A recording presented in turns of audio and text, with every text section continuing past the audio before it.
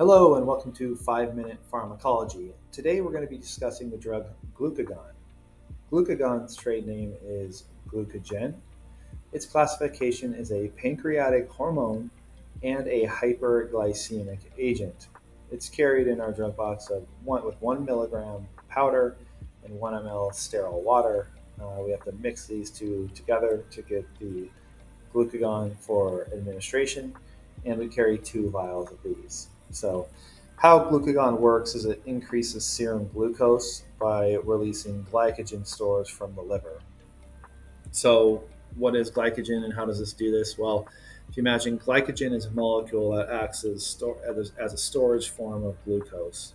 So, when the body needs additional glucose, such as like when you're exercising or a stressful event or something like this, the pancreas releases glucagon.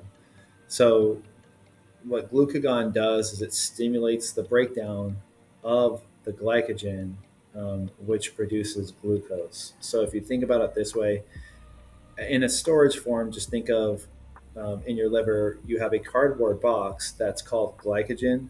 And inside this cardboard box is what your body can use, which is glucose. So what glucagon does is it breaks down that cardboard box so your body can access that glucose. Okay, so some interesting things to think about though is if the patient is malnourished, they may not have enough of that glycogen stored in the liver, so the glucagon would be almost ineffective. Okay, another interesting thing that glucagon can do is reverse the effects or counteract the effects of beta blocker or calcium channel blocker overdoses. So these are common prescription drugs that patients take to lower their blood pressure and heart rate. And if a patient overdoses on these medications, this can cause extreme bradycardia and extreme hypotension. And so glucagon can counteract those effects. Okay. And how glucagon can do this is it increases um, the concentration of an energy storing chemical inside the cells known as cyclic adenosine monophosphate. And when that is released, it releases and it is a positive cardiac inotrope, which means it increases the squeeze and contraction of the heart. So it may be very beneficial for these overdoses.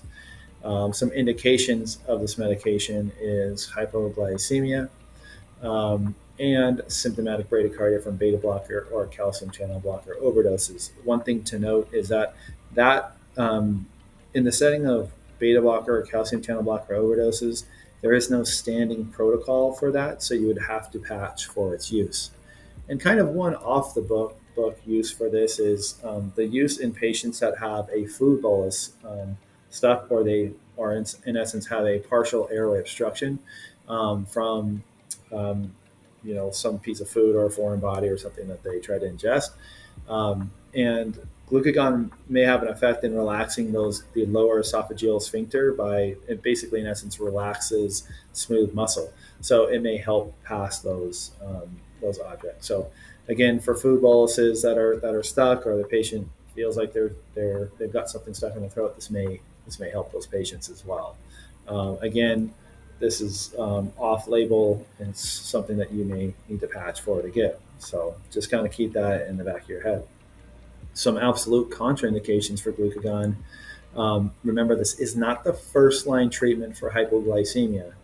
So you should only be use this glucagon with symptomatic hypoglycemia when there is no IV established or you cannot establish an IV. So this is kind of like the backup. You always would want to establish an IV and give dextrose, but in the setting where you cannot establish an IV, you can give the glucagon um, as well. So, and then if they have a glucagon allergy, you don't want to give it. So some precautions and side effects: it may cause some nausea and vomiting, and it does have slower onset than IV dextrose, so it's not going to have an effect right away.